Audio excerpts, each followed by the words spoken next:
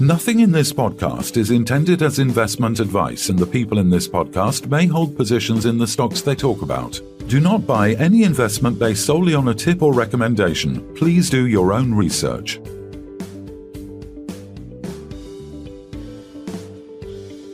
Hello and welcome to the Sunday Roast. It's Sunday the 11th of May. I'm Phil Carroll. I'm Kevin Hornsby. I'm Charles Archer. How is everyone? Enjoying this fantastic weather? Kev's a little bit under the weather, but we're kind of over the weather. But how's everyone doing? Oh, it's just boiling hot every single day, you know? Just go to the beach, have a barbecue, go to the beach, have a barbecue, write an article, go to the beach, and then just, wait for the inevitable ring to come, and then we can all start working hard again. But it just doesn't seem to be happening at the moment. What's the ring? Well, is it not normally selling May go away, Charles? Selling May go away. I think it's all kind of nonsense, isn't it? It's the same as sort of like the Halloween, the October effect, and like the Santa rally and all of this. I think basically the sell in May go away. It kind of makes sense because a lot of people do literally sell in May and then go enjoy the summer holidays and come back in September. But I don't know. I mean, for individual investment cases, it doesn't really make much sense. But I guess people do what they're going to do. Yeah. I mean, is there any evidence that worked? I don't know. From past experience of the markets, I've definitely seen a lull in trading volumes from May through. And they say, don't they, is it sell in May, go away, come back St. Ledger's Day. And I think St. Ledger's is around the second week in September. I think Ledger's Day, roughly that in middle of Sept. Yeah. But I think that there definitely is something in that markets do tend to decline. And have a look historically. You probably got the figures, but there's definitely less volume from memory. Kev, how are you feeling out there in Egypt, mate? How's things? Yeah, I caught a cough and a cold from the kids. They all had it, and now I've got it. So yeah, feel top of the morning, or maybe bottom of the morning. I'm not sure which way. But yeah, the weather is normal here, 30 degrees and not a cloud in the sky. But yeah, that's pretty normal. I was supposed to be going to the Mediterranean today, actually. We're recording this on Friday. But because of feeling crap, not bothered because we're coming to England next week. So Get yourself better, yeah. So if I said the phrase "habemus papam," what would I be declaring? It would either be Harry Potter or there's a new pope. I like that. I do like that. It's a bit Hogwarty, but yeah, it's Latin for "we have a pope." I mean, obviously, we saw the news on Thursday. Cardinal Robert Francis Prevost of Chicago was elected as Pope Leo XIV, becoming the first American-born pontiff. His election follows the death of Pope Francis in April at the age of 88. We saw him obviously step out onto the balcony of St. Peter's Basilica. Pope Leo greeted the world with the words, "Peace be with all of you," signalling a message of unity and renewal. Known for his missionary work in Peru and recent role overseeing global bishop appointments, Leo XIV has taken inspiration from Pope Leo XIII, a champion of social justice. With challenges ahead from internal reform to global diplomacy, his papacy begins with hope and a clear nod to compassionate leadership. So, what do you make of that? I mean, Trump's message that I don't know if you saw that he put on Truth Social, the picture of himself dressed as the Pope, and then later said, well, I don't remember doing that, and denied all evidence.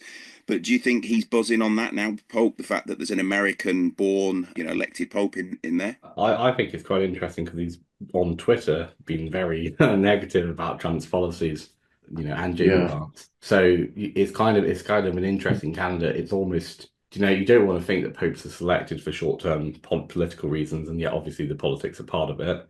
If you picked an American pope who is trying to, potentially use soft power to maybe get Trump to back off from starting, international incidents, I don't know. I mean, possibly, but I think, the first American pope is historic, and whether you're Catholic or not, you've got billions of individuals who listen to his opinion.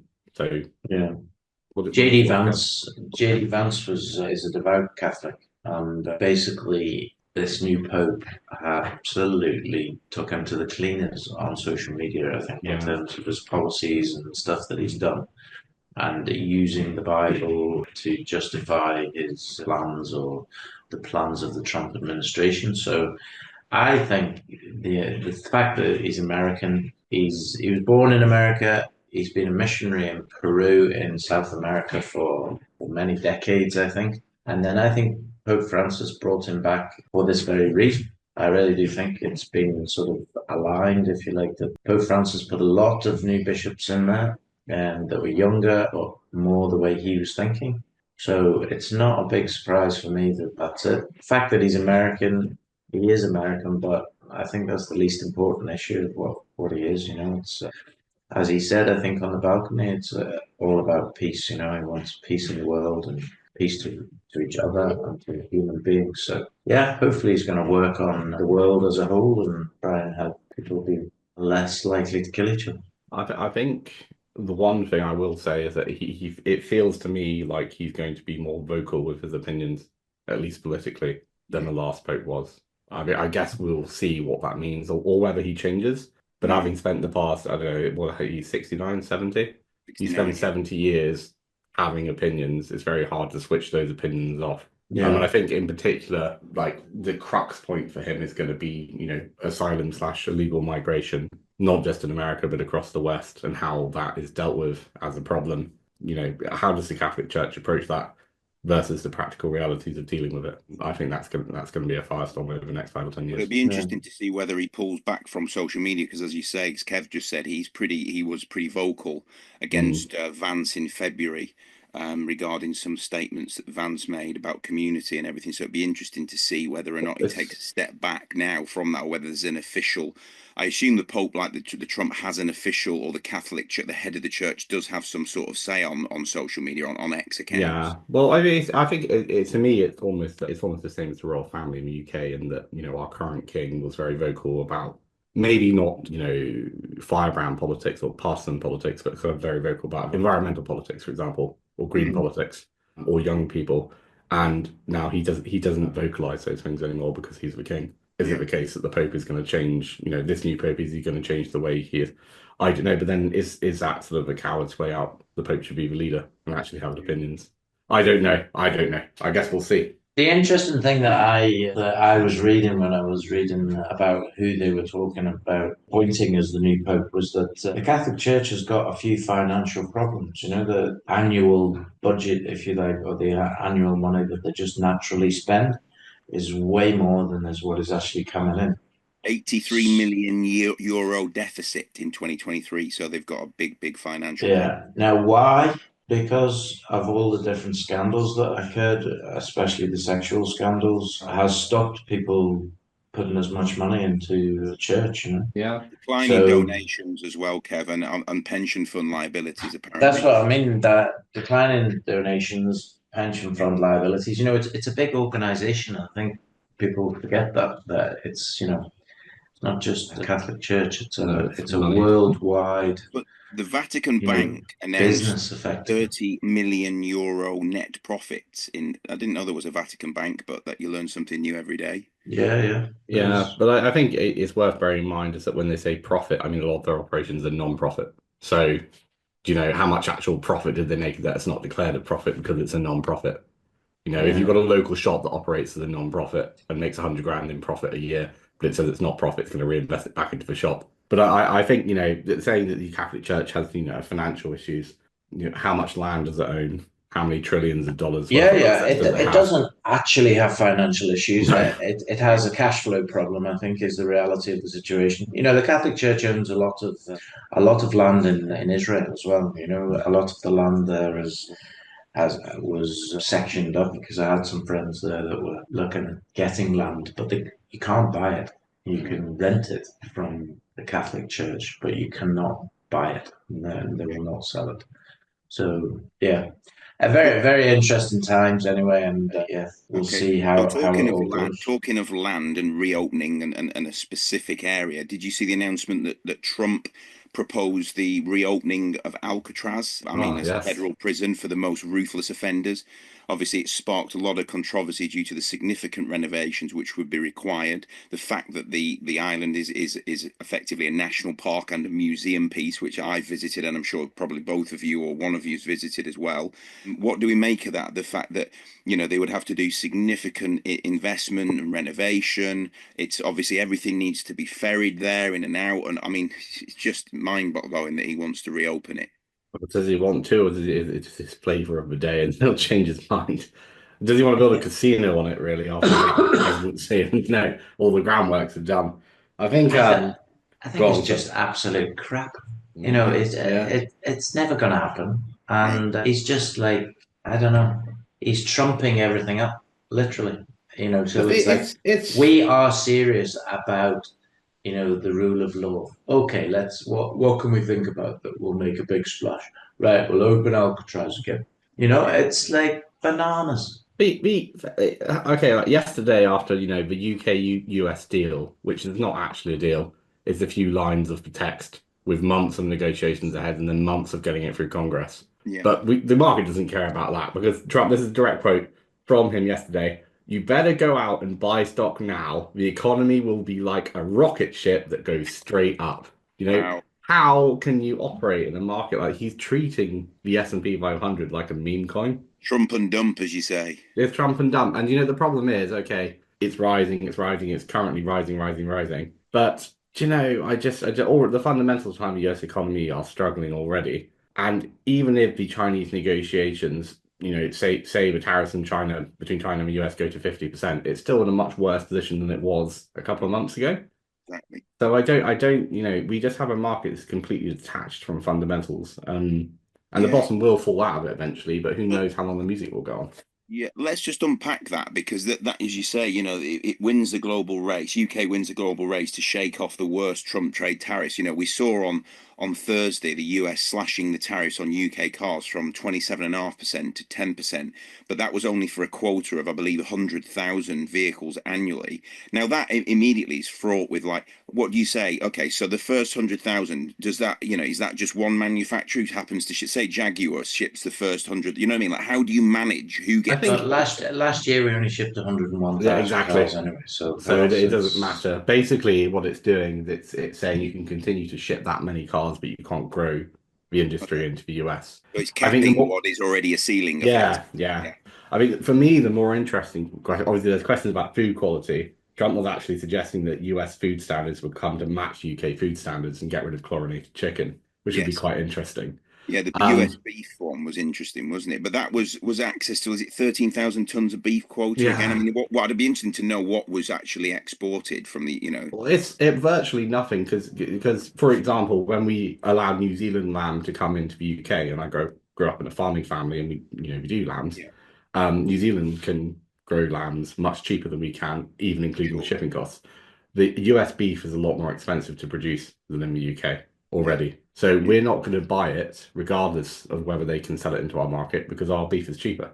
It's as simple as that. Our beef is probably cheaper and less prone to using the chemicals or antibiotics or I mean, they put all sorts of growth hormones into most of the animals that they have. I mean, have you ever seen a chicken breast in America? Yeah. It's like the whole chicken here. One chicken breast is full like of chlorine and water, chicken. and they're just. I mean, they're like super chickens, aren't they, over there? Yeah, mutated chicken, and ours are bad enough as well. Don't pretend that ours are great, but they're better. Absolutely. No, but if you ever buy them frozen in America and then defrost them, that's quite water that just goes everywhere. You just see them go floods your kitchen. Reduced.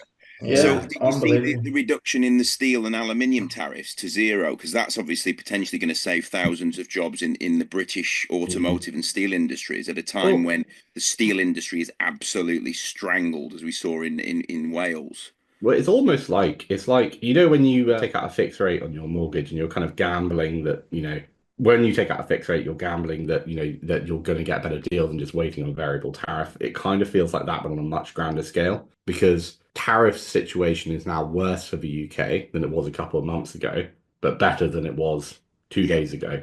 Sure. So by going first and saying, right, we're going to go with this deal, it's worse than it was before, but at least it keeps trade open and it's better.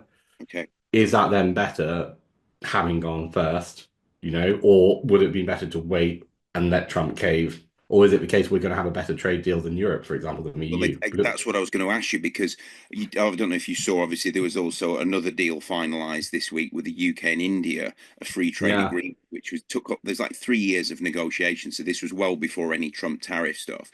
So I want to ask you, is this one of the benefits we're seeing of Brexit, the fact that we can go directly to these countries like India and negotiate our own free trade agreements? We've done it with the US. We've got a better deal than the EU have.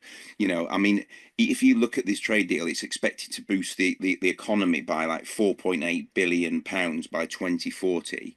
And you know, they've lost control of the narrative. I know Labour have, but there's been a lot of criticism allowing Indian workers to avoid paying this UK national insurance for, I think it's 3 years that he said, which there's been a lot of attacks from the right saying it's, again, two tiers Kia.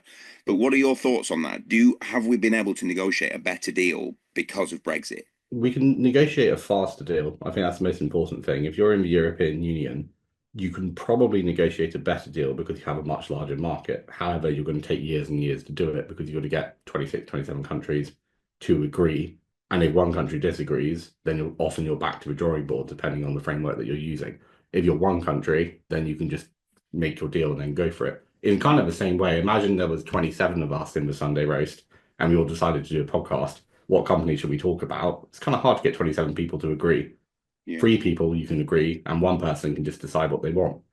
With the India deal, and specifically with national insurance contributions, we have similar deals on national insurance for temporary workers with several countries all over the world, and it's never really been a problem because the company hiring that Indian worker in the UK, yes, that employee isn't paying national insurance in the UK, but they are paying the equivalent rate in India to India so they can get their pension in India.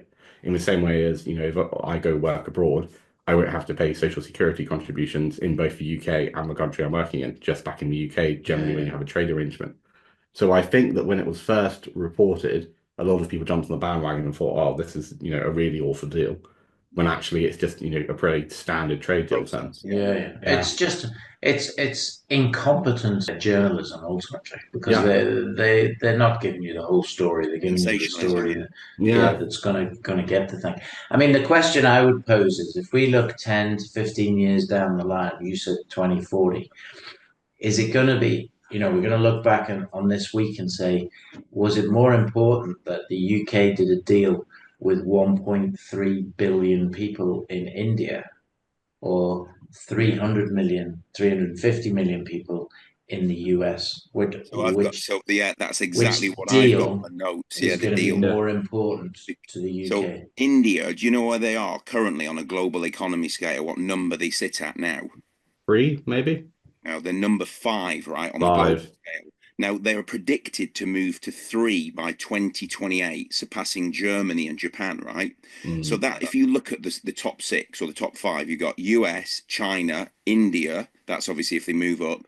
Germany, Japan, and the UK. So 5 out of those 6 are already outside of the EU. So it brings back to Kev's point. Would you rather do a deal with the US? All right, they're at the top with 300 million, but the potential for India's growth is phenomenal. Yeah, I mean, the other thing is a lot of the American GDP growth is based on these kind of large, giant tech stocks. And obviously they do have the Magnificent Seven, massive dominance in their respective markets. But that doesn't mean it will stay forever, And especially if US dollar dominance starts to go down. I will say on the India deal, though, that whether it's a coincidence or not, it's the fact that we signed the deal and then, the same day, a few hours later, you've got India and Pakistan potentially at war with each other. That kind of timing is a bit suspect. Would you agree? It's not looking good. I don't know that. I think it's more coincidental than anything else, but you never know. You never know how these things work in the corridors of power. But I mean, I see the top 2 economies in the world probably by 2050 are probably going to be China and India. Yeah. Almost certain, just by sheer weight of numbers. You're going to have 2.6 to 2.8 billion people, which is what, a third of the planet, in two economies. The US, if you go back 20 years, this Magnificent Seven didn't even exist to a large degree. If you go back, let's say go back to 2000, how many of the Magnificent Seven, the companies, actually existed? You'd have Apple, Microsoft, Nvidia wouldn't be around. I'm trying to think how many. When did Google begin? It was around that time. Google would have been around that time, but they wouldn't. They're all .com. They're all .com stocks that won in when the bubble crashed. As simple as that, really. But except for Microsoft, not Microsoft. Facebook didn't come until after 2000. It was after, wasn't it? Yeah. Meta wouldn't have been around, but certainly Nvidia. Meta wouldn't. Was Nvidia around before? Yeah, but it's just a gaming chip company. It wasn't anything special. It was producing graphic cards, wasn't it? Yeah. Like you just picked an Nvidia or a AMD chip, And Nvidia is just taking the storm, obviously, but like So the point I'm trying to make is, like, 25 years ago, they really didn't mean much. Now they seem to mean everything to everybody. Where are they going to be in 25 years' time? There's no way they can have as an epic growth story as they just had for 25 years. It's not possible because, they'll be taking over the world, literally, Well, betting all these against stocks. America. I mean, I am currently, but who knows how long for. However, I will say India's demographics are very well set up for growth, even with its massive population. It's got a very Yeah. strong birth rate. China, with that one-child policy, even if they've reversed it now, they've destroyed themselves demographically. So when you're talking like longer term, 30, 40 years, they're getting stronger and stronger and stronger. What happens to their economy when you've got 4 grandparents and 2 parents being supported by one child financially? I suspect that's going to be a big problem, especially because 40% of China's GDP is based on the real estate sector. So if that real estate sector crashes, then all the family wealth disappears. I'm not going to say bet against China because that's generally a bad idea as well. But demographically, it's even more problematic. If you look at what's going on in South Korea or Japan, it's even more problematic than those two. It's just behind them. They're just And not the having thing any is, with children. India, Charles, is that the middle class are increasing all the time. I think they say 31% of the current population is middle class, which is defined as earning like $6,000 to $8,000 or something a year. But that's predicted to grow to like 47% by 2030. So all the time, the wealth is there. Growing in India and it's growing falling in massively. China, I think. But Yeah. yeah, and I think this brings us back, to the immigration question is if you don't have enough children, do how much immigration do you accept? How much is acceptable to, local populations? Can they integrate? If you don't have any immigration at all, then economies collapse. And that includes the UK and the US and Italy and South Korea and Japan and China. But if you do too much, then you put more pressure on that, you actually generate more pressure on services and the migration improves. Musk was big on this, wasn't he? Musk was basically saying the biggest challenge to the world is actually population Yeah, it is. implosion. The fact that, I mean, if you want to look at a country that has good fundamental economic forward-looking abilities, if you like, you need a youngish population with not too many old people at this stage, and India hits that. Yeah. I mean, what other countries are there? Egypt definitely hits it. More than 50 to 60% of the population is under 25 years old. What other countries in the world hit that situation? Mainly African countries, I think. Yeah. It's going to be difficult. Like Nigeria. Mm. I think also South Africa, maybe. But across Western nations, I mean, the biggest problem, I know a lot of people actively choose, we don't want children. They don't, because we have a world where you can pretty much do anything in a way that you couldn't 10, 20, 30, 40 years ago.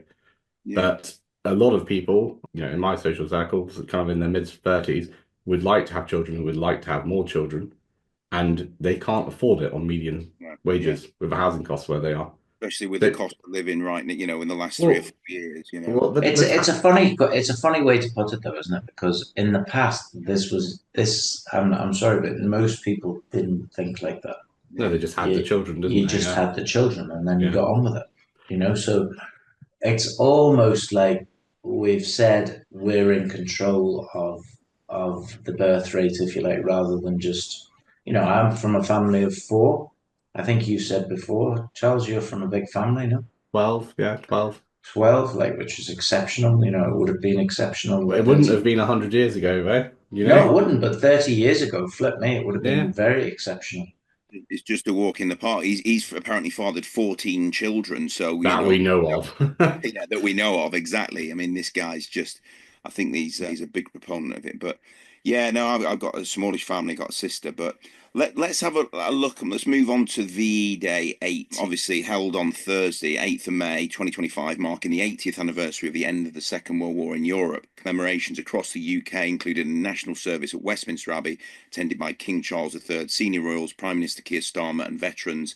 The day featured a national 2-minute silence, military parades, fly-past, beacon lightings, and community events like street parties and concerts, honouring the sacrifices of the wartime generation and celebrating 8 decades of peace. So, did anyone and observe the silence? I mean, it was a phenomenal display. There was a concert as well in the evening that they hosted in front of Buckingham Palace with the King Charles in attendance. But what do you make of it? Can you imagine growing up in the war and having the celebration, like going out in 1945 on the 8th of May and just everything falling silent, and then an announcement on the BBC, and then, you know, the famous speech by Churchill, and then probably one of the biggest parties that London and UK has ever seen. Yeah, I don't think anyone, you know, if you weren't there, and there's still quite a few people, especially, you know, people who were children back then, like my grandfather, who were there as children, and, you know, I don't think you can imagine it, really. 6 years of total war coming to an end. And now it's kind of interesting because obviously Victory Day back, you know, in the 40s, 50s, 60s, 70s was kind of about sort of defeating Germany, and now it's more about peace in Europe, I would say. Do you think we've forgotten? Do you think we've forgotten a lot since Second World War? There's a lot of things, lessons that maybe, you know, as the question I've got is this going to dilute out to the point where, you know, the younger generations are going to forget that as obviously a lot of the veterans die out and pass away, people who were not around in the war. Well, And let's face it, there's a lot of 100-year-olds and centenarians who were around at the time, but those numbers every year are dwindling down, you know. And like the funny thing is, the missus was in the supermarket at the time yesterday when it happened at midday, and she said she stopped, they observed the silence, but a lot of the older gens were the ones who were just carrying on, ignored it, doing the shopping, and you're thinking, wait a minute, is that because they grew up in that era? They're kind of like the boomer generation who didn't want the war. You know, they just kind of like, they almost made sacrifices because of the war, and they just don't want to forget it. Well, to know, or, you know, or if you're a boomer in your 60s, you know, the war was kind of like a distant memory when you were born. You know, like the times has been on. It's 2025. The war ended in 1945. They saw things like my dad saw like things rationing, like rationing books, and I mean the 70s was still a period where Britain was rebuilding. There was a lot of, you know, a decline in the economy, and I do wonder whether they felt a bit bitter about that. Yeah, well, I don't know. I think it's more likely that they're a bit senile and they didn't remember that it was, and therefore they possibly on the big announcement on the tannoy saying we will be announcing a they've 2 gone minute. They've gone shopping and they're not worried about it. I mean, I don't think there's any doubt that as a population in most Western countries that we don't think that bad crap can happen again, and it can. I think, yeah, I was back from Lebanon, and I went and saw some of the bombing that had happened by the Israelis in Lebanon, and you know, Lebanon's a fairly nice place, you know, fairly westernized in lots of ways, you know, and there's a building right in the center of hundreds of buildings, and a missile has come in and taken out just 2 floors. The whole building is still standing, and a missile's come in and taken out 2 floors. That's how accurate those missiles are now. And basically, this was from the opposition, if you like, and they just took them out. So it can happen. So I think we as Westerners think that we live in a completely peaceful world, and it doesn't happen because it doesn't touch us. Yeah. Well, it's kind of like the lessons of preparedness. I think is the most scary thing in terms of UK doesn't make enough food to feed itself. Now, you know, this is a huge problem. Can we ramp up to make enough food to feed ourselves in like an actual war situation? Probably. But actually, you know, we don't have it. Or, for example, our steelworks. The idea of not being able to make our own steel in a war is madness. It's basically, you know, it's insurance is basically what it is. You have to be able to make your own steel. The fact that our Royal Navy has just been completely gutted, or we have our armed forces are just completely underfunded. And basically, I mean, the big thing is that if you spend some money now making sure you're prepared for a war situation, if a war does come, it's significantly cheaper and you're a lot more prepared. And basically, like the number one role of a nation state's government is the defense of the realm. And people seem to have forgotten that. It literally is more important than education, than health, than pensions, anything. I think it's safer to say we are probably closer to war now in the last 80, you know, we are right now than we have been in the last 80 years since the end of Second World War. But what I would say is my only point would be we are if there is a world war or some sort of war, it is going to look very different to any previous wars. In terms of land, it'd be settled. And I don't want to mention too much, dwell on nuclear, but that's the reality. I can't see it being a land war of NATO troops. I know there's been bordering on Estonia and trying to do a lot of kind of almost like saber rattling, isn't it, on the sidelines? But do you think that it would look very differently now than any other previous? But I said it a few weeks ago, I think, on the roast, that I said I think we've just gone into World War III, but it's an economic war. Yeah.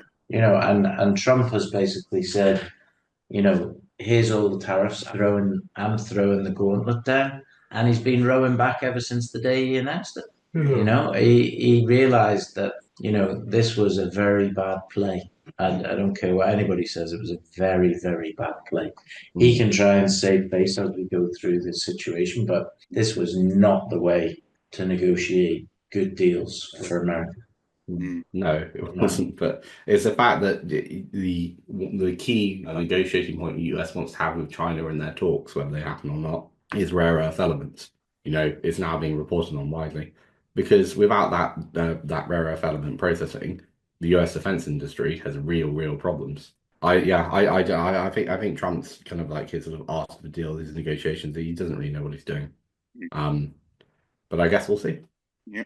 Okay, we've talked enough there, put the world to rights. Let's have a look at some of the movers and shakers of the week. I've got Symphony Environmental Technologies, SYM, shares soaring 123% following the announcement of a funding round completed at a premium, signalling strong investor confidence. Big Technologies climbed 28% after a management shake-up, including the appointment of a new CEO, CFO, alongside an 11% year-over-year increase in Q1 revenues.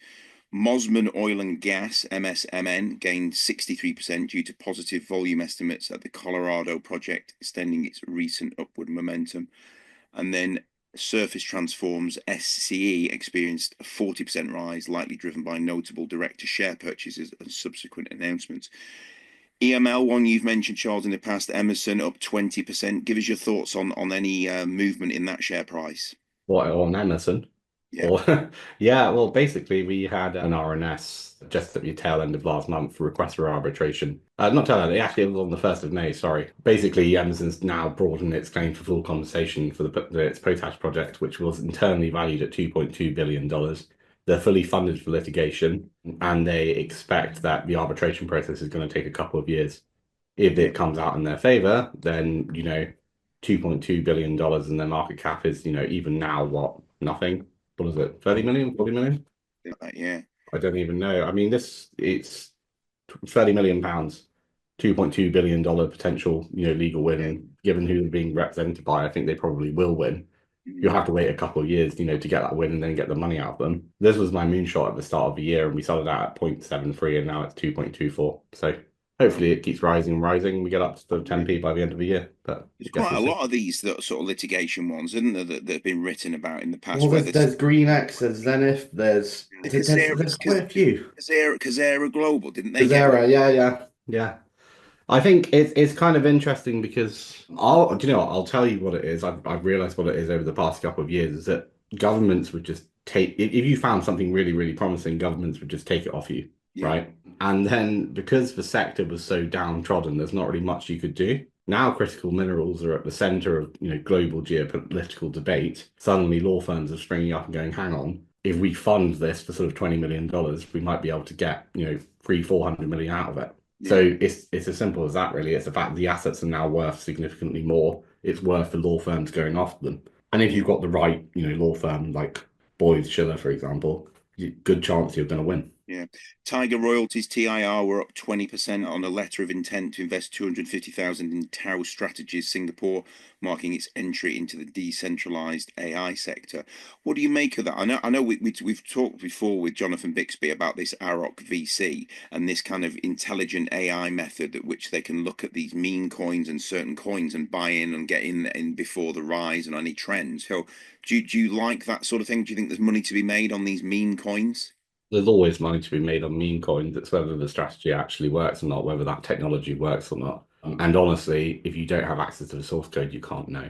That's the deal end of it. If it does work, they're going to make a load of money. And if it doesn't work, then they're wasting a lot of money. But we can't know, can we? No, absolutely. Conroy Gold, the good old Conroy, that they announced on Friday that they discovered antimony bearing float samples from the Clontibret gold deposit area in County Monaghan Island. So what do we make of that? Did we expect an announcement on that, the effectively Pathfinder mineral there? We always, before antimony went, hectic because of the Chinese export controls, they've been talking about antimony on those licenses forever, haven't they? They've always had antimony and gold. So were we expecting that specific announcement? No. Did we know they were doing rescaling, researching for antimony on the licenses? Yes. Obviously, it's good news. But basically, we have to wait and see what the plans are for the follow-up actions. But I mean, this is the same with a lot of companies at the moment. Antimony is obviously floating at record highs. It's really popular. It's attractive to funders. And I think more importantly than that is there's one line kind of buried in the middle of the RNS. The company also intends to apply to the European Commission for recognition of Clontibret as a strategic project under the European Critical Raw Materials Act 2024 on the basis of the antimony content. Now, when the original European Union projects were announced a couple of months ago, some of them went up 100, 200% on the day. You've got Conroy. I know Conroy is massively beaten down and massively sold off. But if they do apply and they do get accepted, in the next quarter or two, I think it's quite reasonable to see it having like a big pop of a day. I think that's probably the most important takeaway. It's the same, along the same lines as Green Rock, Blencow, Harina, and a few others. But the difference is obviously that those others are outside of the European Union. This one is in Ireland, inside of the European Union, so it's more likely to be decided quicker. So would there be some sort of potential for grant funding? Grant funding, loans. I think possibly most importantly, because you're in Ireland where it's kind of difficult to build and deliver a mine, it's the fact you'll get streamlined permitting, which is probably more important. And then loans and everything else. But I think the bigger thing is once you stamp it with that sort of stamp of approval, getting a partner to come and assess the asset on their dime is going to be a hell of a lot easier than it is currently. Yeah, I mean the antimony side of things was there when we went a few years ago, wasn't it? There was an old antimony mine, Clontibret anyway. But this is quite interesting because this is a trial pit northeast of the Tullybuck and Lisglan mines. It returned high gold grades of 21.9 grams per ton and 11.2 grams per ton gold. Now that was with XRF, but take that with a pinch of salt. But I mean, certainly much higher than the 2% of the 517,000 ounces of gold, which is at Clontibret that's already been joked. But the antimony content was above 40%. Like, wow, that has got to be like a rock that's 40% antimony is like, oh, okay, here we go. So Clontibret is fully owned by Conroy Gold. The land. Is this an antimony mine with a gold credit, or is it a gold mine with an antimony credit? Well, I mean, you gotta look at it from the perspective of we've had this discussion with lots of other companies before. How much is 517 ounces of gold, 2 grams per ton, that is near surface in an open pit? How much? 517,000 ounces, yeah. Sorry, 517,000. How much is that worth? Okay, now you can say it's worth, $100 an ounce. You can say it's worth, $10 an ounce. You can say whatever. But the fact of the matter is, right now, Conroy Gold as a whole, with all of these different assets, is worth about £1.3 million as a company. So when you say if suddenly grants were to come from the European Union for the antimony or whatever, this isn't just going to bounce 100%. This is going to go bananas, and back to 20, 30, 40, 50p in a heartbeat, in my view, because people are then going to start to realize, oh my goodness, this is a resource. And I still say that in terms of ounces in the ground, it would, if available to be proven, Conroy will be as big as Greatland Gold in terms of Havieron, if not bigger. A bold statement, Colin. No, but I think it's true. I think it's true because both Clontibret and Clay Lake, having visited them, the comment now is that it's more and more and more likely that they are connected. And if they are, you've got literally, miles, kilometers of strike and, 1 to 2% gold. Well, the advantage that you have with a gold antimony mine is that when you find gold and antimony together, you generally find large amounts of both because they happen to attract each other. So you've got the Olympiada gold mine in Russia, which is the world's largest antimony mine, but it's, and also a significant producer of gold. But then also, you've got the Xinguanshan mine in China, in the Hunan province. But also, others that people know, the Stibnite Gold Project, that's in Idaho, or the Hillgrove Project in Australia. And basically wherever you find large amounts of antimony and gold, you're going to find a lot together. But with Goldroy, it's a case of they're doing this reassessment of current data and they're going to have to go drilling again. Yeah. So they need to attract a partner. And basically, bottom line for me is get the strategic status from the European Union. And then that becomes a lot more feasible. Yeah. And that's the way they get it done. They also need to test Clontibre at depth because it remains untested. And I think a lot of indicators. Yeah, definitely. Yeah, I mean, the bottom line is they need a partner. And they know that themselves. And I think it's going to come, before the end of 2025. I'll be shocked if they don't have a partner. I think there's a lot of people when I spoke to Carroll, there's a lot of people in the data room. I mean, he's not shy to tell me that there are people in the data room, and I don't think that's inside information. That's just people looking at what the project is about. So, let's see what happens. Yeah, and then talking of joint venture, Alien Metals announced a joint venture partner for the drill contract awarded for Elizabeth Hill, and also technical visit completed to define drill targets. I know it's one you've mentioned in the past, Alien Metals UFO, the ticker. Charles, just give us an update on that. Yeah, so Alien Metals vended in their Elizabeth Hill silver project into Errawarra. That's going to be renamed West Coast Silver. And they're planning on drilling within the next 2 or 3 weeks at Elizabeth Hill. And they're funded for this drilling. So for context, Elizabeth Hill used to be the highest grade silver mine in Australia, and there's very few pure play silver projects on the ASX. So basically, you're hoping you get one high grade silver hit back from this drilling. Those shares rocket ahead, and then everything's gravy. But the Elizabeth Hill silver asset, it genuinely is probably one of the best assets in Australia to be drilling for, and it's funded, and we're crossing our fingers basically, and that's all drilling is until the end of the day. Yeah, absolutely. Let the truth machine do the talking. Let the truth machine do the talking. Yeah. I mean, so silver's now currently, as we record, at 34.58, roughly 34.5, and gold's at 33.05, roughly.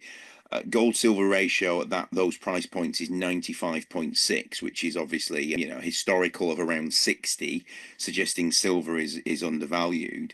And if we look at that now, I mean, do we think that the all-time high for silver, if we look at it and adjusted for inflation, is around $68, which was a 2011 high of $49? Do we see silver moving back? I know it's always been a tough one to call, but are we looking at $50 silver? Do we think about that, or are we starting point around the $68-$70 silver? Well, is silver a base metal like copper, because that's what it's been trading like for a long time, or is it a precious metal that is out of its lockstep with gold and will recover to its lockstep with gold? Yeah. I genuinely I think you can find 100 analysts and 50 will say one, 50 will say the other. Will gold come down a bit and silver rise a little bit? Potentially, but then you also have major banks now saying $4,000-$5,000 gold is completely feasible in the next year or two.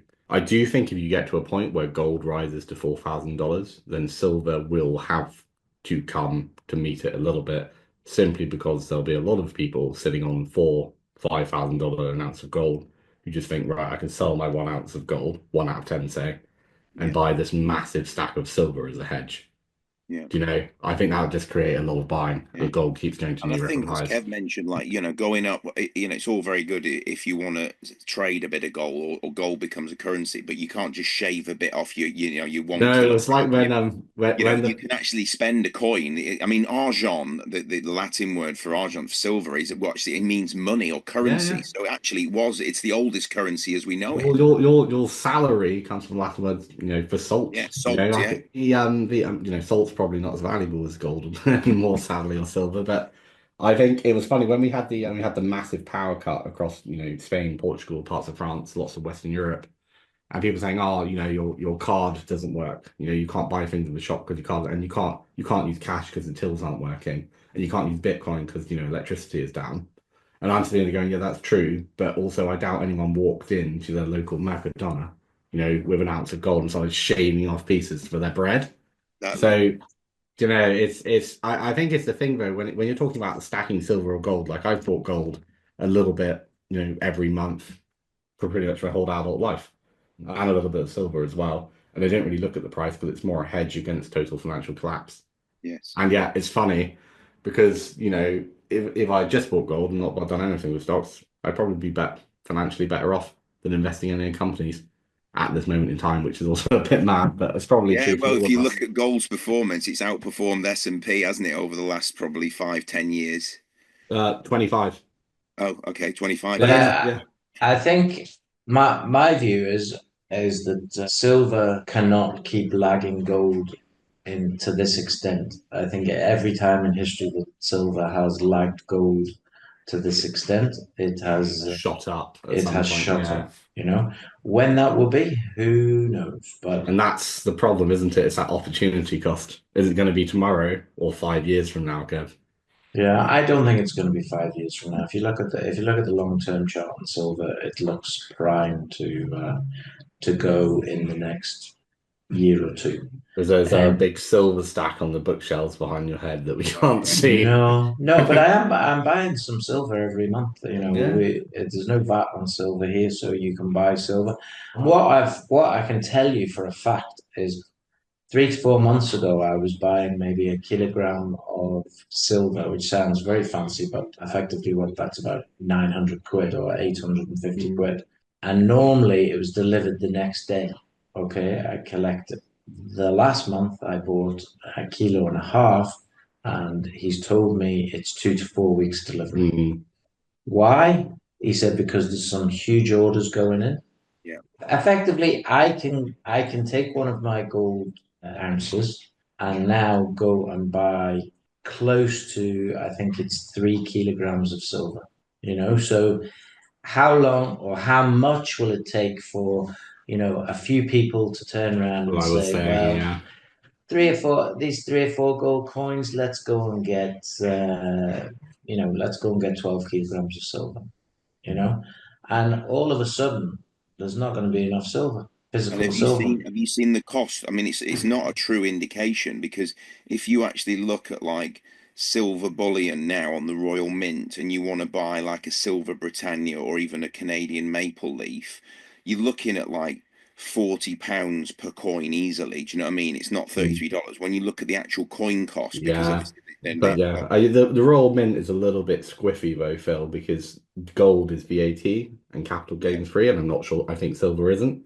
So Silver like, isn't, you have to pay yeah, VAT. so But you they're still have like, to pay VAT on that. So if it's £40, you're paying 48 quid in the UK for it. yeah, but it's the Royal Mint stuff is just all completely all over the place because of the Yeah, tax but regime. even Charles, if you go to Bully, it's silver to go, and bullion, Yeah. like bullion by post, they're all the same. They're all in the 40 quid mark. Well, it's funny because the silver market price and the gold price in China for actually buying physical gold is higher, a lot higher than the spot price. And if you want to buy like a 1 ounce gold bar from Costco in America, it's all, we can probably look it up now.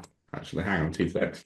Costco 1 ounce gold. Yeah, the Britannia's, if I'm on just on the Royal Mint now, the Britannia 2025 1 ounce silver is 32.50. Add on your VAT 6.51. You're looking at £39 and 8 pence, and then you've got your shipping fee on there on top of it. So you're not going to get a coin under 40 quid. And then gold is trading at the Britannia 2025 1 ounce is coming in at £2,663.92 if you order one, and then a slight reduction for 2 coins. So already there you're looking at about 2,700 shipped. But that is the gold price. The gold when you buy it in the UK is pretty much the gold price. But silver's different because of the VAT Yeah, that's you got added. VAT on it, Yeah. but don't And forget it's capital gains tax free though, so is an advantage of it if you've been buying it at the 500 mark. yeah, but even if you can buy the silver VAT free, you're paying £32. It's Yeah, quoted on the markets as $33, yeah, which is just the wrong price. the wrong I price. Yeah, mean, the price even here in Egypt, when the price started to change in the last couple of months, the price has gone up, and I'm saying no, but the price of silver is only 32 or 33, and they're saying, well, it's not the price here, Well, you know. your problem is, right, that if gold goes to like 5, 6 thousand or silver goes to like $70, $80, and you want to realize your gains and get your sort of, Because the problem is it's always measured in dollars or pounds or like whatever fiat currency. So, okay, you can sell it for the currency, which is now becoming more and more worthless. Is that really worth doing? Because then you have to get rid of them quickly to buy something else. Yeah, one's a paper price and one's a physical, and there's always going to be Yeah. a disparity between the two. That's a reality. You've got comics Well, issues. the big problem you have in America with the COMEX system, and it's the same everywhere around the world now, is that there's roughly 100 times as many contracts for physical gold as there is the actual physical gold in existence. Yeah. So generally, everyone's just trading with each other, trading against the price. But more and more now, people that want to take physical delivery of their gold contracts. So what happens when there's no more gold left over for the physical deliveries? The price of gold is going to absolutely skyrocket. But, you know, whether that will actually happen, who knows? Yeah, I mean, you talked a minute ago, Charles, about Spain and Portugal. So I just want to come on to that because obviously there's big power issues, and a company had an announcement earlier this week, was MAST Energy Developments. They completed a £5 million definitive investment agreement with Powertree for the fully funded construction of its 7.5 megawatt Hindlip project, and with work expected to start shortly, and then the commissioning targeted within 9 to 12 months. We obviously caught up with Peter Krugel in the week from CEO of MAST Energy Developments to talk about that. Let's have a listen to what he had to say. So we just saw news that MAST has completed a £5 million investment agreement with Powertree, securing full funding for its 7.5 megawatt Hindlip project, which will now move into construction with commissioning expected within 9 to 12 months. This marks the start of a long-term growth capital partnership with further projects anticipated. Trading revenues at MED's Piebridge site continue to rise, with February 2025 revenues reaching £77,000 and March preliminaries at £86,000, averaging £24,200 per megawatt per month across the past 9 months. The company also announced a significant reduction in leverage positions held via CFD swaps, with Cantor Fitzgerald cutting its stake from nearly 6% to 0.23%, and SpreadX believed to have fully exited. Peter, you highlighted the strategic importance of MED's flexible power assets and the strength of its evolving financial and operational position. Peter, firstly, congratulations on securing the £5 million investment from Powertree. Can you just walk us through what this means for Hindlip project in terms of timelines, ownership structure, and the broader implications for your growth strategy? Yes, thank you for that overview, Phil. That's spot on. And yeah, regarding our completion of the Hindlip deal, we announced the signing of that agreement just over a month ago. It was subject to certain conditions, which we've successfully satisfied now, and that deal has completed. So that project is fully funded. There's no further funding obligation from our side. So we're going to move into construction, get that site into production, and that will add to our portfolio of megawatts in production, which is our ultimate strategy, is to grow that as quickly as possible. So, you know, our Hindlip site, being our first deal with Powertree, is a step forward. We're already working on a second project with them, which is the basis of the growth capital partnership, and we expect that partnership to grow, and that's part of our strategy. So that's our strategy on the one side, and then we've got the strategy on the other side in partnership with Riverford, where we target existing sites, which we've very successfully proven our Piebridge. You know, that strategy has got certain other benefits, and we think that the two strategies being run concurrently will expedite the process to reach our target megawatts in production as quickly as possible. So what are your thoughts on that? You know, this £5 million definitive investment agreement with Powertree, Charles? Yeah, so obviously £5 million, £5 million, pretty good, you know. But you've got this long-term partnership, you know, to deploy this capital into these flexible power generation projects that is owned, starting with this 7.5 megawatt construction ready Hindlip project. Basically, this money is literally just to be used for the capex construction of the project. So it's not for working capital or anything else. It's literally to get the site into full commercial production. And obviously, this is quite exciting for shareholders, obviously. But you've got Peter saying, you know, obviously, I'm not sure what was just discussed, but you know, we've got this investment agreement with Powertree, formalizes the growth capital partnership, and it sees the project fully funded with no further funding obligation. We're going to start the construction shortly, and basically, it's the same story almost with Energy Pathways, which you guys may or may not know, which is that you need energy storage. It's as simple as that, really. We've got this kind of situation in the UK in particular. I mean, our energy storage is worse than anywhere else, and it's almost. I think one of the key problems is that the larger companies want the government to pay for the building and the maintenance of storage. And the government wants the companies to pay for that because they're generating profits. And those companies are saying, well, you cap our profits. So it's all very well. And yet, it's funny because when Russia even invaded Ukraine and the energy prices skyrocketed and we were they were worried that we're going to be blackouts, you were thinking, okay, that would be enough to get governments to realize that we need more energy storage. And it wasn't. And now you've had proper blackouts across Western Europe. This is Western Europe. This is not, Africa. This is Western Europe. You've had energy blackouts, and it's still not enough. But at some point, somebody's going to have to fund these things. And then this is where you've got smaller companies who are jumping in and saying, right, we'll build the energy storage. And then when you need it, we're going to make a massive profit selling it to someone bigger. And this is probably where they are. Yeah, and what about, obviously, we looked at Piebridge and we've seen the revenue there in February at £77,000 with embedded benefits included, and then the March preliminaries were showing 86,000. So the average monthly revenue per megawatt from July 24 to March 25 stands at around 24,200. What do you make of that in terms of the revenues coming in for Piebridge? Obviously, they've got the two engines on site there.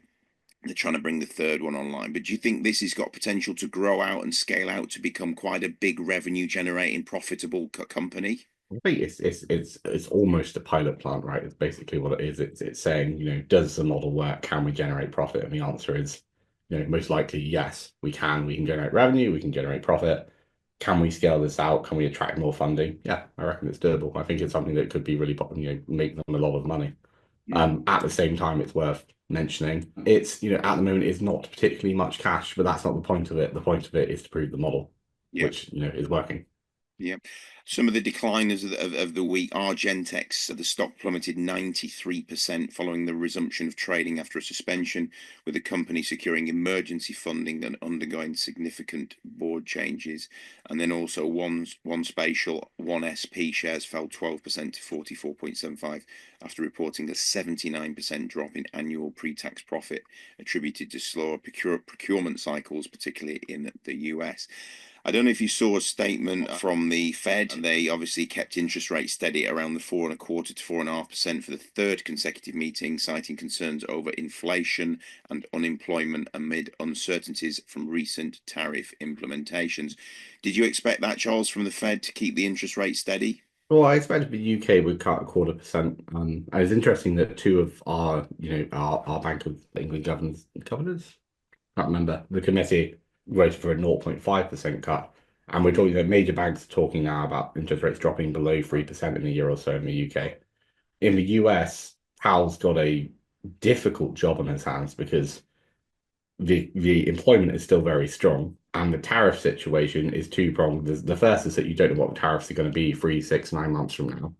So doing nothing is probably better than doing something. And the second thing is that when you look at tariffs in general, tariffs cause inflation. Right, because when you put tariffs on products, it causes products to become more expensive, so you get more inflation. But tariffs also reduce economic activity, so it reduces growth. Now, interest rates as a lever, if you want to cut, if you have lower growth, the general idea is you cut interest rates to stimulate growth.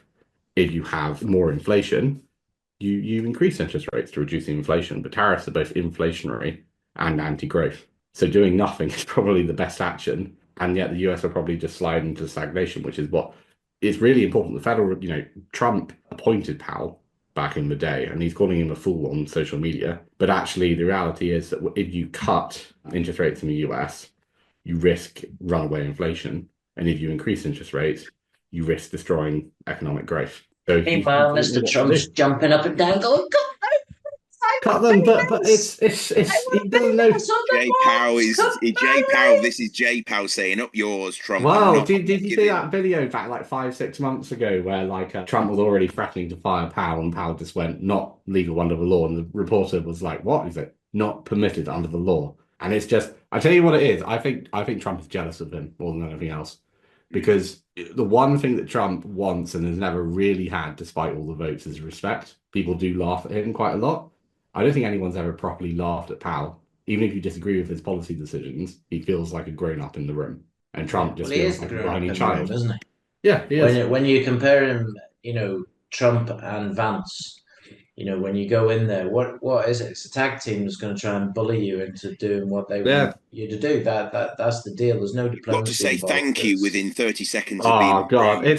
I tell you what it feels like, right? Because if you had Powell, Trump, and Vance in the room, it would feel like Powell is like an angry headmaster, Yeah. and Trump and bloody JD Vance are kind of like school children that have done something wrong. Yeah. And I'll tell you Trump's this the as a prefect speculation. and Vance is the little Yeah, boy. but Carney didn't take any prisoners, did he? He didn't No, he ripped them bite apart. to him, did he? He was like, I'm not biting about the 51st state and all that lot. He And was what like, was well, it's my not for sale. Yeah, and then Carney, previous governor of the Bank of England. So maybe that you need a bit of a spine to do these jobs. But I think my genuine opinion is, if Trump were to fire Powell before the end of his term in 2026, then that would cause a real US market crash, because Powell is the glue that's holding it together. And the other thing, more longer term, is when Powell does leave in 2026, which is only a year away, Trump will install a puppet, and then you might see real problems with US monetary policy. Yeah. But the likelihood is, and I mean, maybe I'm misreading this economically, but the likelihood is that the amount of inflation that's going to come from the tariffs is going to be much more of a tsunami than the lack of growth. So in essence, you should be thinking, well, interest rates in the US should go up. Well, maybe. Well, this is the thing, right? Because the ports are empty. I mean, you're starting to see pictures coming through now. Like the activity is dying. There's containers that's not leaving China, and yet they could do a deal over the weekend, and then on Sunday when this goes out, this is all kind of irrelevant. But assuming that even if you do a deal, it'll take months and months to sort through it all. And the basic problem you have is trying to negotiate what effect tariffs will have on inflation in the modern world. Because, for example, you say, okay, well, this pair of Nike shoes are now 100% more expensive than they were. Is that inflation, or will American consumers just not buy them? That's the question. Because you get to a point where the pricing of things is just so high, they don't actually affect household budgets because people just don't buy those things anymore. So unless they're actual basics, as in like food, shelter, they'll just get ignored. You'll just have a lower quality of life in America. Yeah. It's an interesting thing, isn't it? It's almost like comparing the two nations, America and China, and it's like America are the guys that have no emergency fund whatsoever and are on payday loans, whereas the Chinese have big emergency fund, can probably last a lot longer than the Americans can, and that's the comparison. Well, it's also cultural, isn't it? Because the US citizens will start whining very quickly when things get more expensive. The That's Chinese, you've got a communist country that will, throw you in prison if you dare complain. That's right. They'll throw you in prison if they like you. Yeah, well, it's also I think, but it's also for national pride. Like JD Vance insulting them as Chinese peasants. They haven't forgotten that. In the UK we can just take a stiff upper lip. In China they'll go, okay, we've been insulted. We're happy to stick this out for as long as you are. So I guess it's going to be super fun, or very terrifying. Well, I also don't think that China are going to come to the negotiation table too quickly. I mean, they don't want the pain, but they're also not going to be bullied into something that is very negative for them. No, and the other problem is that even if you do come to the negotiating table, and even if you do figure it out, and even if you take months and months working it out, and then it goes through Congress and then whatever else. Free trade deals. I mean, the US negotiated a free trade deal, the North American free trade area, with Mexico and Canada back in 2020, top of my head. And that was meant to last forever. And then Trump had ripped the rule book up. So how can you negotiate? It's the same with Russia and Ukraine, in that you negotiate a peace deal. How can you be sure Putin will, keep that peace? Or Israel and Gaza. Can you be sure Israel will keep the peace, or Gaza will keep the peace? Well, Israel haven't, have they? No, but it doesn't matter. But the point, it doesn't matter, does it? When you're talking about these trade deals, US and China does a trade deal. How can China be sure that the US just won't renege in a year or two, or even next week when Trump just, does a line of cocaine and decides to has a bad hair day? Well, exactly. I mean, but the scenario is, and this is the point I was trying to make.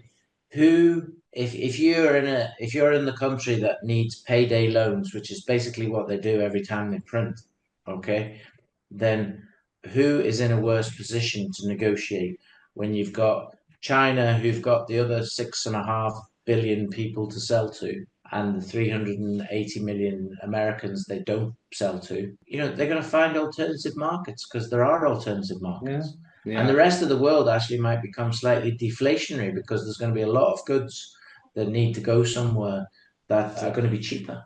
Yeah, 100%. I mean, it's kind of like when we talk about like the UK trade deal, it could, I'm not saying this will happen because things change so quickly, but if you have the lowest tariffs, exporting into America of anywhere on earth, then suddenly you've got, the best place to export from is the UK. And then you also have Chinese goods coming to the UK that were previously going to go to the US because, sharing it as the same language, which are cheaper now because it's, you can sell them much cheaper into the UK than you can into the US. Even if the tariffs go down to 50%, you might find a massive import-export increase in the economy that jumpstarts our GDP. But obviously trying to predict these global events is just What's nightmarish. this? Made in China, designed in UK and delivered by the UK. Yeah, wouldn't surprise me. Yeah. Okay.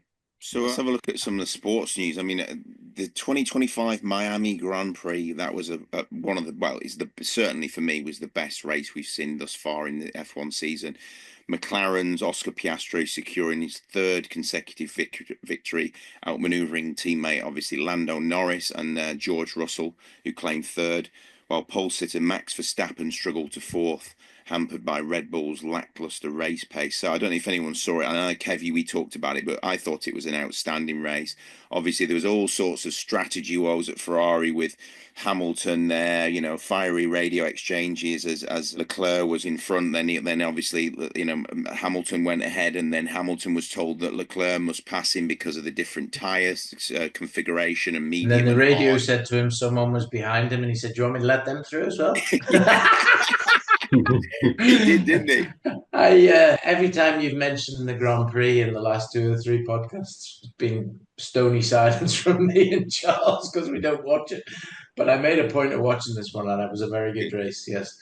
But it's been interesting weekends, isn't it? And also football's been big. Arsenal out the Champions League during the week. Arteta was beat. The best team lost. Mr. Arteta. Yeah.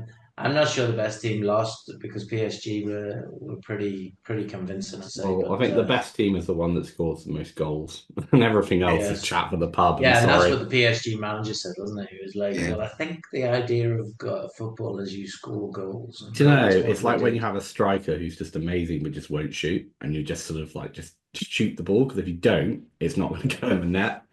Yeah. And it's sort of like a 5-year-old understands that more than these professionals sometimes. It's to try to insane. And then we have an All England final, incredible situation now where we have 15th and 16th in the Premier League fighting for a Champions League place in the Europa League final. Unbelievable season. Yeah, so the dismal domestic season of United and Spurs, as you say, 15th and 16th in the Premier League, and now fighting out for a final, which is on May the 21st in Bilbao, San Mamés Stadium.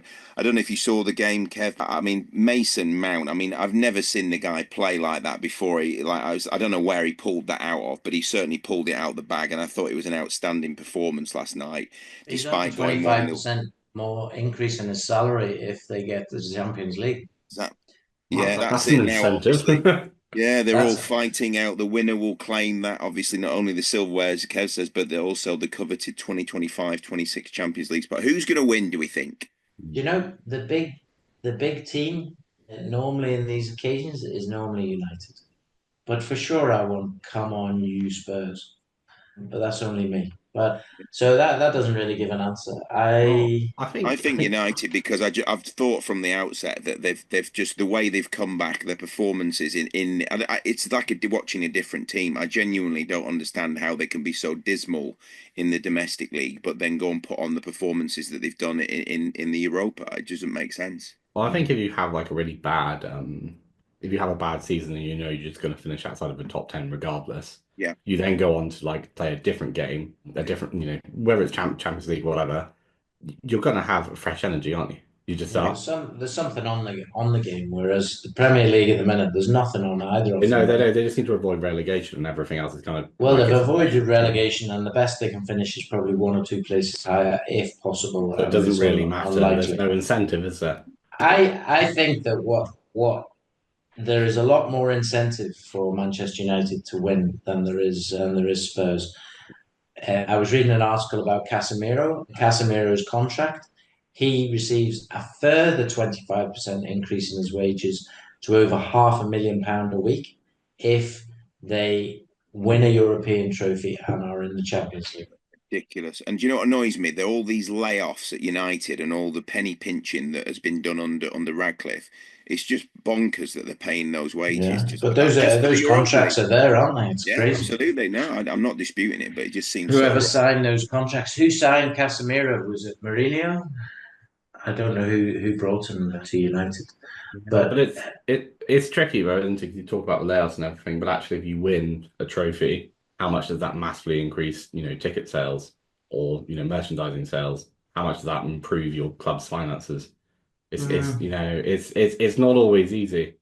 If United don't win and they're not in Europe next year, then you're going to massively affect how people buy the Manchester United shirt. Yeah, agreed. How people, I know for sure Liverpool's shirt sales are going to be through the roof in the next 12 months because we're champions, and and affects many factors in the club. And I mean, yeah, I don't know. Manchester United, I think, because of the Glazers, have basically paid out billions literally over the last 15 years, or however many years it is now, out of the club to the Glazers. And until they get rid of the Glazers and that drain stops, even being one of the biggest clubs in the world, it's not going to make any difference because they're just going to shake up for sure. They're just being drained. Yeah, but then on the other hand, United is just outside of the UK. I don't know if you guys have ever felt this, but like Manchester United is almost like a cultural export. Beyond Arsenal or Liverpool or anybody else. When you say English football, Manchester United just goes straight to the head of someone who's never been to the UK. Yeah. So it's a cultural export as well. Let's hope they sort their finances out and everything will be fine. Absolutely. Yeah. Okay. Anything else? Anything else looking forward to in the next week or two? No, just enjoying the weather. We've got the US Open coming up, the US Open golf, and that'll be next weekend coming. And Hollow Quail, I think it is in America. Yeah. So that should be interesting because next Formula One race is on the 18th of May at Imola. So it's a home race for Ferrari and Kimi Antonelli. I wonder if they'll do something. It'd be nice to see Ferrari actually win some races, but it looks like Hamilton's struggling with that car, with it just turn in and the understeer on it. So it'll be interesting to see whether he does finally get some podium finishes. But if you like, it's not the Open, it's the PGA. Sorry, I got it wrong. Yeah. Well, if you like what you heard, please do subscribe, hit the bell icon for further notifications of future episodes, and have a great weekend all, and enjoy the weather. Yeah, I think the weather's caused the fact that the markets have been particularly boring this week because there has been very little action on our part of the market since Tuesday. This podcast was brought to you by Roast PR Limited. If you would like to appear on a future episode of The Sunday Roast, please email admin@thesundayroast.net.